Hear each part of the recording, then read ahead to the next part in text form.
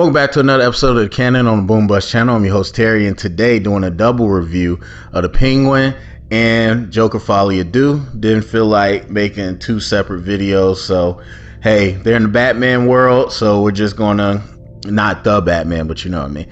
We're just gonna talk about it, and what a tale of two different cities happening here. So let's start with the Joker, and then I'll do Penguin. Because that's longer and got probably more to say. But the Joker 2, everybody's been talking about a lot of different things, mostly how bad it was, but for a lot of different reasons. And I watched it because I had to see for myself. Big fan of Lady Gaga, just a fan of the first one too, and I just had to see. Like, and I didn't, to avoid spoilers, I didn't really listen to a ton of like why people were saying it was bad, but I just knew that, they were saying it was bad, didn't make money, had low ratings, all that. So I was like, okay, let me go see for myself. And coming out of it and reading reviews and listening afterwards, I understand, like I said, a lot of people have different opinions on why it's bad, but most people kind of agree that it was bad or a disappointment. For me, look, you had some great elements, and most of the time I'm never going to fully agree that, hey, because you made this, you decided to go with this element, that's made it bad. For example, musical, everybody brings that up. Just because you wanted to make it partly a musical doesn't in and of itself mean that it's bad. There's plenty of musicals that are great. That's just like saying, hey, you made this movie a comedy, that's why it's bad. That's not really what it is. Like, the genre, I don't think makes it bad. So like I said, the elements of what he wanted to do with bringing music into kind of the drama, also bringing in Lady Gaga for that purpose, to amplify the music and all those things. And to a certain extent, the story, which you don't get a lot of in the trailer, to a certain extent, the story, I think, was good. All those elements were good. The cinematography, the way it looks is excellent, just like the first one. But the way it was put together, it just didn't work. And it felt to me like sometimes, and I use the analogy of like the food, sometimes a movie feels overcooked, like you did a little too much, like a Thor Love and Thunder. That felt overcooked to me. This felt half-baked. This felt like this needed to sit for a little while longer, mainly. And what I actually said in my own social media post, it isn't that it needed to cook longer. I said they needed to sit with the recipe longer, because you got the good ingredients, but your game plan of how to cook them together, just it was a little half-hearted. And so the movie, again, I think most people would say it gives you glimpses of like, man, that would have been a good movie if you focused on that, or if you built that part out, that would have been better. And overall, again, even though you got those moments, the totality of the movie is more bad than good.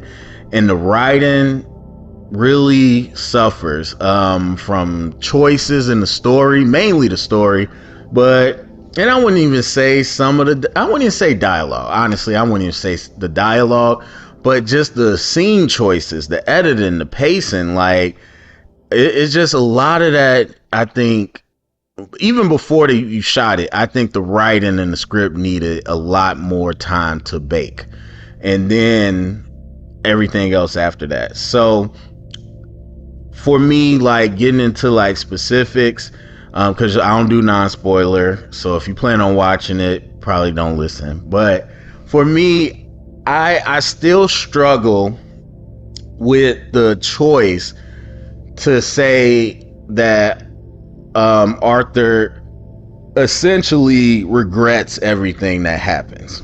I fall more so on I don't like it, but not for the reason that everybody's talking about. And the movie pretty much says, where it's like, we want you to be the Joker, we want you to be the Joker, because the movie is meta. It's a meta commentary. Like, all these fans telling Arthur they want him to be the Joker, Harley gaslighting him to be the Joker. They're supposed to represent fans in real life that are like, we want to see the Joker. And that's not what I really feel. What I really feel is like, I look at the first one, which completely dives us into Arthur's world and who he is as a person. I look at that and then I ask myself, okay, would he make this choice? Is that consistent with the character you gave us? And for me, they open up the movie, not open it up, but early in the movie, they give you this, I think, brilliant discussion point, this brilliant, impossible choice, because the lawyer, his lawyer, is saying, we want the insanity defense, and we're building up this narrative that because of your drama, or not drama, because of your trauma, you develop a split personality. This Joker was essentially your protector. This is the person you created, where this person could be strong because you never were. And because of these dramatic events, it triggered him to be released, at this late age in life. And the Joker is the one that did these things. And your story is not a story of complete violence and corruption. It's the story of a complete failure of the system, the entire system, the healthcare system, the mental health system, the crime system, everything. They let you down. And so all of that's true. I mean, they didn't just really say he had a split personality, but all of that fits. I mean, if you watch Moon Knight, whether you liked it or not, it's the same thing, where they dove into the idea of the dual personalities caused by this childhood trauma, like creating somebody to just have this escape. That's all real. That's all plausible. That could fit what happened with Arthur. But then you got the other side that is saying, essentially, because they bring in the one doctor and he says, yes, he has several common, mental issues, but it doesn't rise to the level of saying he's, mentally insane, psychotic. And I think what hits harder for me, which I'm sure a lot of fans it won't, is that I recently listened to the Batman psychology book. And it's a book by a psychologist about psychology, but they use Batman and his world to frame it. And the psychologist said almost word for word what the dude said in the movie. He said in real life, almost none of these rogue gallery would be in a mental institution. He said, like, although they have these issues, they're not struggling to comprehend what's real and what's not, because their brain is doing that to them. And so that's essentially what they said in the movie. And I was like, man, so now you got this great choice. Not even a choice. I mean, it's a choice for what Arthur has to lean into, but really I think it's a self-discovery, and it's a question to the audience and the rest of the world. Like, whenever we have these issues, like, does this person need help, or does this person need to be punished? And so I thought you set this up beautifully, but then the way they go about it, and even Harley pushing the gas pedal to, hey, lean into the Joker, I like all that. But the rest and the way we get to where we get to, that's where it falls apart for me. And I feel like they really wasted the opportunity with Harley. And I know people say don't write your own movie, but I tend to sometimes. But not even holding it to the standard of my own movie. It's just what you set up, it kind of perfectly laid out which essentially you kind of said, but you could have leaned into it more. You perfectly laid out a situation where Harley is in her own self-serving interest. And I just wish they made that argument a little stronger. Because you notice, like, in the musical numbers, Harley, or Joker's singing about Harley a lot of the times, and Harley's really just kind of talking about this life, this fantasy life where her and Joker are on top. Not really I'm in love with him, it's just kind of like we run the world. And as we see as much during this fantasy where he feels betrayed and she shoots him.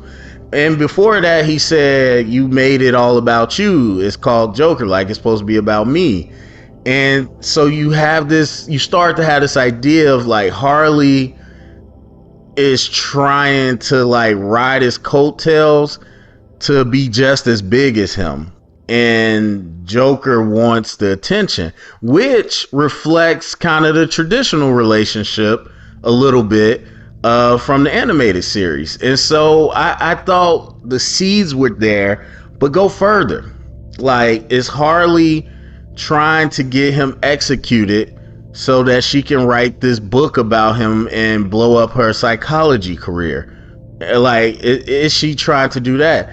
Maybe, you know, if you want to go more traditional where, hey, yes, I'm gassing him up to do this because I want to like really do some messed up stuff. But at the end, she says, we never were going to get out of there. Like, I never was going anywhere with you. It was just it was part of the fantasy. I didn't like that. I did not like that. And, you know, there's an argument to whether she was real at the end. Did she kill herself and all those things? Like, I just didn't like that route, but I felt like they set up the seeds for something interesting. And there's a lot of other good stuff in there. I just think the music was mishandled in terms of, I think the delusion was mishandled, I should say, not the music. The music, another thing, you set that up perfectly. We got you into music therapy class. That's where he meets Harley. You could have wrapped that together so much more comprehensively than the movie actually did. And I just felt like they dropped the ball on that. Like, the way you use the musical convention could have been great. And it felt like they just kind of threw it together. Like, you didn't really give us a tight, you know, view as an audience of to where we are and how this music works. It just kind of happens. And I thought that could have been better. But yeah, overall, man, there's a lot of discussion, which I think is good. And I think that it shows, like, to say the movie's disappointing is fine. To say it's a terrible movie, I think that's crazy. Like, the cinematography, the look alone, like some of the execution, technical wise, it blows many movies out the water. The acting blows many movies out the water, but there are, you know, letdowns in terms of the story and all that. So I'm not gonna say it's terrible, and I think it is sparking at least a good conversation. So the people who are out here legitimately mad that it wasn't like a Joker, I'm confused, because did you not watch the first one? Did you not watch any interview with Todd Phillips, Joaquin Phoenix before the first one? Like, the first one was always pitched as a deconstruction of the Joker story. Not the Joker, it's a deconstruction. And why would you think the sequel would be any different? And so there's that. But then the last negative thing I'll say is that I had this complaint with a lot of movies that are in this realm, and that's when you get a movie that is too ambiguous. Like the famous one, I'm sure there's others, but the famous one, Inception. Was it a dream? Was it not? That's cool. That's fine. That's good. You can leave it on that type of time. But, and you know, and there's other movies too, like, well, was this real? Was this supposed to be this? And there's definitely that in the they kind of explained it at the end, but there's kind of that in the first movie. But in this one, I thought Todd Phillips way overdid the ambiguity. I think that it is artistic to a point, but then some movies take it to a level where it becomes just lazy, where either you don't know the answer or you don't want to take time to write the answer, so you just kind of leave it up there, was this, and it's a way to hide behind, the fans, that some people will, oh, this Easter egg, you didn't comprehend this, it was just too high level. I think sometimes it's not high level, it's just lazy. And I think this movie teetered on that too many times. Because like I said, with the first one, you give us those definitive answers for the most part, but the way you build up to it is well done. And this movie just didn't really do that. All right, so that's for me. If I had to give Joker a grade, I lean towards like a C-. I wouldn't put it in a D category, but it's like a 70-71. It's like the lowest C you could probably have. All right, another Batman related property that is probably the exact opposite. Low expectations or neutral expectations that are being completely over exceeded, versus where the Joker has super high expectations and it's bombing. The Penguin, I think for the most part people enjoy the Penguin and the Batman with Robert Pattinson.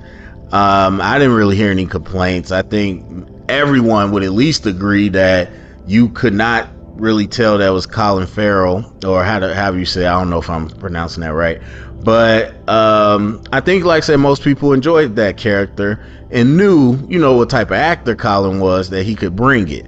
And so him getting his own show, in my opinion, I'm like, yeah, absolutely, he's gonna knock it out the park.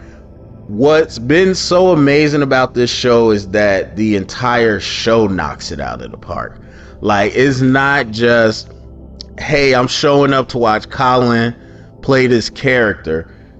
We're 3 episodes in, and I think the people that enjoy it would say they show up to see all of it. They want to see the progression of, organized crime in Gotham. Not just because it's, Penguin, but because the whole city itself was such a character in the first or in the movie, and it's going to impact what happens next with Batman. And so that's interesting. Penguin is interesting. Now we're super interested in Victor, and then what's going on with the Falcone family and Sophia. We're interested in her. And so that, I think, has been probably the best achievement, is that you have so much investment in the world that it's not just to show up to see Colin Farrell be the Penguin. We really show up to see everything. We want to know how that goes. But that doesn't change the fact that the Penguin is the star.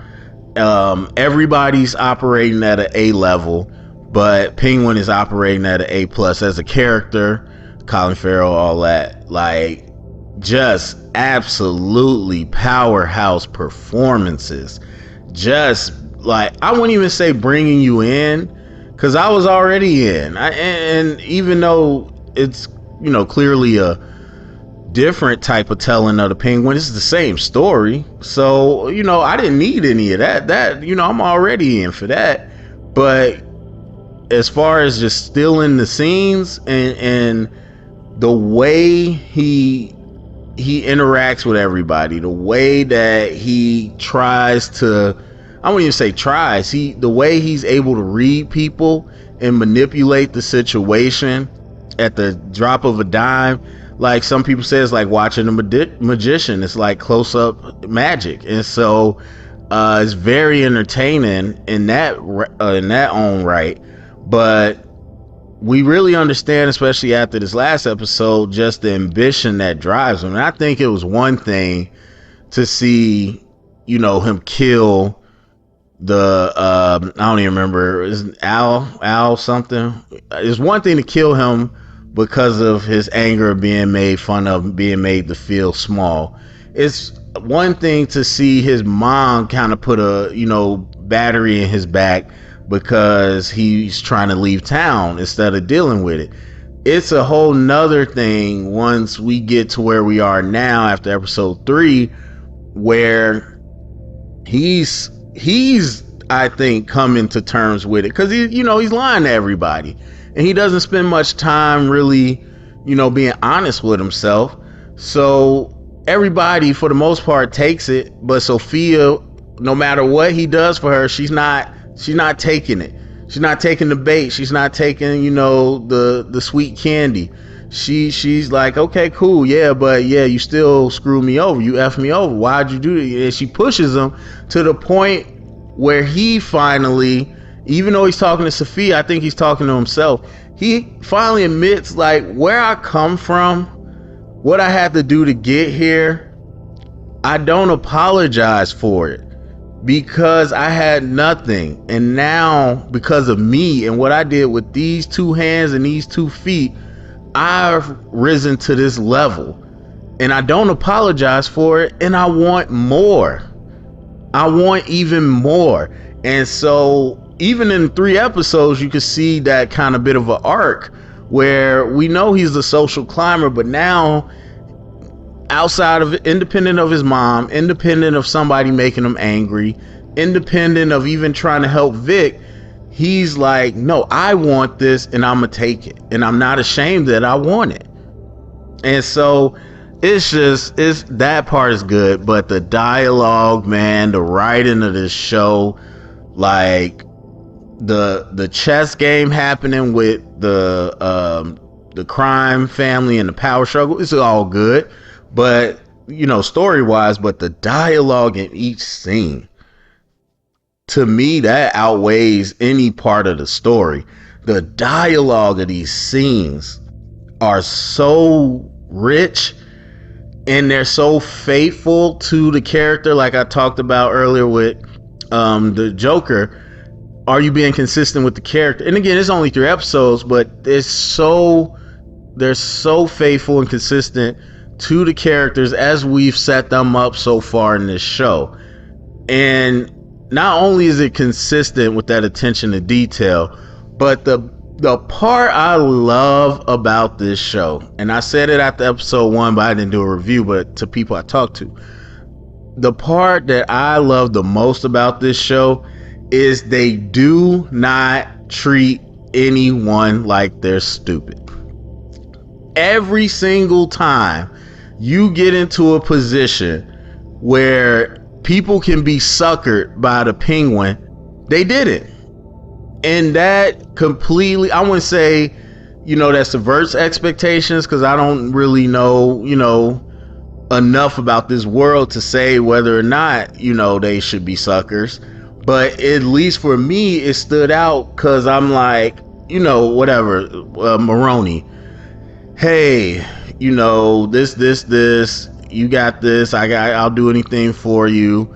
He could have just easily been simplistic. Okay, cool, yeah, thanks, Oz. Welcome to our side. Or thanks for being loyal, whatever. But no, Maroney's like, or I could just tell them that you did it. I could drop your name right now. That's the smart thing. That's the I wouldn't say obvious, but that's the smart thing. They let the character be smart. And so then it takes another step, him having to give the ring to appeal to Maroney's what would I call it? Ego, I guess. Yeah, to his ego, to really rope him in. And that happens almost every time with everybody, where it's like, no, you got to do something. You got to take that extra step, because it's not just as easy and convenient as some writers would have made it. I mean, even his interaction with the Maroney son, I don't remember his name. Like, that could have been like, oh yeah, you're right, Penguin, I'm gonna just, go about my way.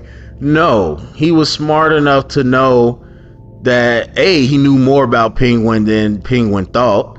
But then also, even though he's not his dad, he's not the big Falcone, he's still smart enough to know, like, yeah, you're just kind of a weasel. Like, no, I'm not gonna be suckered by you. So now Penguin has to take another step, has to kill him. Sophia, once again, I don't remember what episode it was. Oh, I can't remember. I mean, but it's happened actually several times where she's always right there on his neck, and then he has to appeal to her sense of anger by giving her something or somebody else to be more mad about, to be distracted. And he's had to do that several times. And it just, the list goes on, where whenever he gets in these binds, the writers never treat the characters dumb.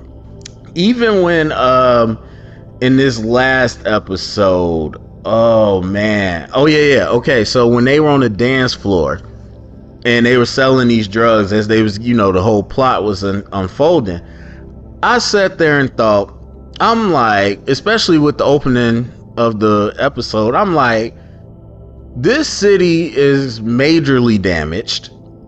Cause we're probably we're not nowhere near a year out. So it's still pretty recent. So I'm like, this city is still damaged majorly. Whole neighborhoods got lost. People lost whole families, all these things. And I'm like, y'all out here at a club? Y'all buying drugs? Like, it didn't, like, the crime, the families, it makes sense. It's their business. They trying to get business going. They trying to have money. But I'm like, are these many people really just, like, able to do this still? And it made me think of the MCU, which I think is a horrible flaw in the MCU. They never acknowledge, like, how crazy this stuff is. And people just keep on living their life. I felt the exact same way in what was it called? Hawkeye. So in the Hawkeye show, at some point, Kingpin is coming. And I don't remember if they said he was blipped or something. But either way, people were blipped. Half the world was blipped. Like, 5 years. That's a long time. You mean to tell me you come back from a blip and you like, oh yeah, let me get back to the crime? Like, your life wouldn't be turned upside down? Or if you survived and people you knew came back, you're like, I just don't think people would move the same with something that catastrophic. So while I'm thinking that and I'm ready to let it go, this show addresses it and they use it as part of the narrative. Sophia says, look at it. These people lost all this stuff. They need something to escape. And so you flip that, not even flip it, you acknowledge it, but then you use it in the narrative. That is amazing writing. So absolutely love this show, man. I still think Penguin's got to kill Victor.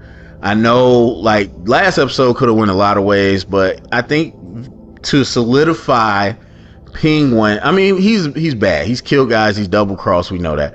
But to solidify Penguin's kind of descent, I don't even know if I want to call it descent, but I do feel like you have to reach a certain level mentally to have the stomach to be the kingpin, to be the one on top.